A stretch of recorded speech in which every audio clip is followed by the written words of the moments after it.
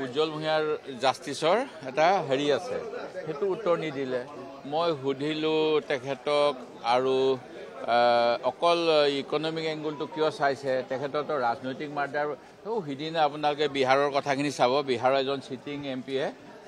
MLA নে এমপিয়ে তেওঁৰ প্ৰতিদ্বন্দ্বীজনক হত্যা কৰিছে গতিকে ৰাজনৈতিক এংগল তেওঁৰ ভাৱদাসৰ বাবেও হ'ব পাৰে সেইটোও সুধিলো এইবিলাকতো উত্তৰ নিদিলে আৰু বহুত উত্তৰ নিদিলে তেখেতে সেই গতিকে আপুনি যেটো কৈছে প্ৰতিটো প্ৰশ্নৰ উত্তৰ দিলে এইটো সত্য বাতৰি নহব অলপ সত্যনিষ্ঠভাৱে ক'বলৈ গ'লে বহুত কথাই নকলে সেই গতিকে আৰু সোধক জমিনৰ ওপৰত আৰু কম আপোনাক মই এটা শব্দ ক'লো আপোনাক চাবচোন কিয় উৎপাত কৰিছে বুলি ক'লো হা এটা যেতিয়া আমি এডজৰ্নমেণ্ট মোচন হ'ল এডজৰ্নমেণ্ট মোচনটো এটা আল্টিমেটামলৈ লৈ যাব লাগে ৰিপ্লাই দিয়াৰ পিছত হেতুত স্যাটিসফাইড হয় নহয় এটা মন্তব্য মোৰ ফালৰ পৰা থাকিব লাগিছিল হেতু কোৱাৰ আগতে সিএমে জাপকে উঠি পেলাই যেনেকৈ অখিল গগৈ কৈ থাকে কি আছে সিটো স্প্ৰিং লগা নিচিনা সিএমক পটককৈ উঠি তিৱাৰী কমিশ্যনখন দি দিলে কিন্তু তাৰ আগত অধ্যক্ষই জাপ ক'ব লাগিব এনাউন্স কৰিব লাগিব নাও আইটেম নাম্বাৰ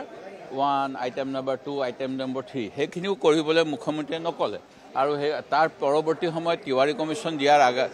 সময়ত মই অৱশ্যে উপস্থিত নাছিলোঁ যদি হেতুৱে হৈছে তেতিয়াহ'লে হেতু ভুলকে হৈছে আৰু লোকসভা বিধানসভা আপোনাকে নজিৰ চাব সেকেন্ড টাইম এনেকৈ ৰিপৰ্ট দাখিল কৰাৰ কোনো নজিৰ নাই আৰু অন্য ক্ষেত্ৰতো কম মেহতা কমিশ্যনৰ ক্ষেত্ৰতো মেহতা কমিশ্যনটো এটা প্ৰাইভেট আছিলে সেই গতিকে যদি প্ৰাইভেটবিলাকো সদনত লে হ'ব হয় মই স্পিকাৰ মহোদয়ক এই ঘটনা গম পাই মুখ্যমন্ত্ৰীৰ মুখৰ কথাখিনি গম পাই লিখিতভাৱে কৈছিলোঁ মিকিৰ বামুণী গ্ৰান্তত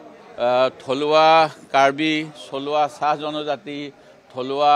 অসমীয়া বুলি কয় যিটো মূলসুঁতি তেখেতসকলৰ খেতি কৰি থকা মাটি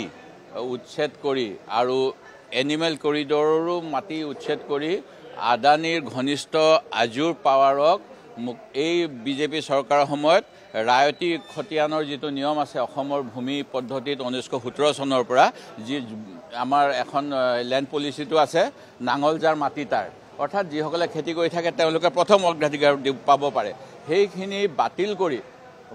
জমিদাৰৰ পৰা মাটি কাঢ়ি লোৱা হৈছিল আকৌ জমিদাৰক দিয়া হ'ল আৰু সেই জমিদাৰৰ পৰা চৰকাৰে টকা পইচা দি পেলাই আজুৰক দিলে মই সেই দিল্লীৰ এজন প্ৰফেসৰ আৰু অন্যান্যসকলে দিল্লী ষ্টাডি গ্ৰুপে এটা এনকুৱাৰী কৰি গৈছিলে মই সেই প্ৰতিবেদন দাখিল কৰিব লাগে বুলি কৈছিলোঁ হেতুও নকৰিলে আৰু তিৱাৰী কমিশ্যনৰ ৰিপৰ্টটো ইতিমধ্যে উপলব্ধ হৈ আছে আৰটিআই কৰি বহুতে পাইছে দিল্লীত এটা অৰ্গেনাইজেশ্যনে হেতু ৰাখিছিলে এই গোটেইবিলাকত কিন্তু ঘটনা এটা দেখা যায় যে তাতো সকলোখিনিকে লোৱা হোৱা নাই বিশেষকৈ যাক বিজেপিৰ মুখা বুলি কোৱা হয় অটল বিহাৰী বাজপেয়ী ডাঙৰীয়া তেখেতে নিৰ্বাচনৰ প্ৰাক মুহূৰ্তত কি কথা কৈছিল অসমত উত্তেজনামূলক কথা কৈছিল নেকি সেই কথাবিলাক তাত উল্লেখে নাই সেই গতিকে বোধ কৰোঁ আগৰ চৰকাৰসমূহে ভাবিলে যে এইবিলাক সম্পূৰ্ণ যিমানখিনি আহিব লাগে অহা নাই সেই গতিকে কিজানি খুব বেছিকৈ ইয়াৰ ওপৰত লোৱা নাছিলে কিন্তু মুখ্যমন্ত্ৰীৰ বিশেষ এজেণ্ডা থাকে তেখেতে নিজৰ এজেণ্ডা পূৰাবলৈ নিয়ম ভাঙিও কিছুমান কাম কৰি আছে যিটো